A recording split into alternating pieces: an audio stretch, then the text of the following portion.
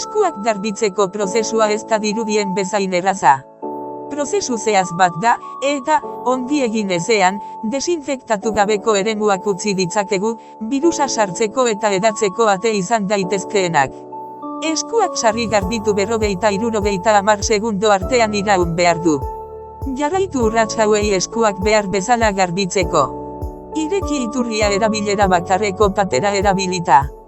Busti eskuak eta hartu bien azalera estaltzeko behar adina xaboi. Igurtzi eskuazpiak bata bestearekin. Igurtzi eskuazpi bat beste eskuaren gainaldearekin, hatzak gurutzatuz. Bi eskuekin egin gauza bera. Igurtzi eskuazpiak bata bestearekin, eta gurutzatu hatzak. Eskuen kanpoaldea ere igurtzi.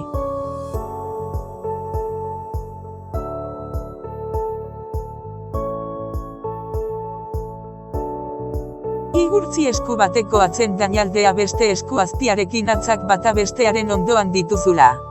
Inguratuaz logia errotazio mugimenduekin.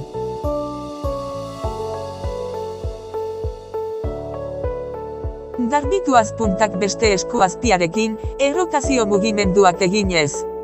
Gauza bera egin beste eskuarekin.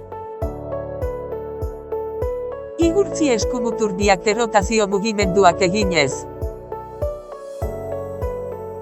Kendu urarekin bi eskuetako xaboia.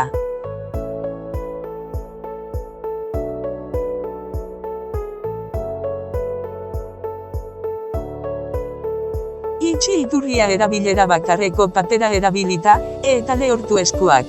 Ez erabili ez toallaritez lehorgailurik.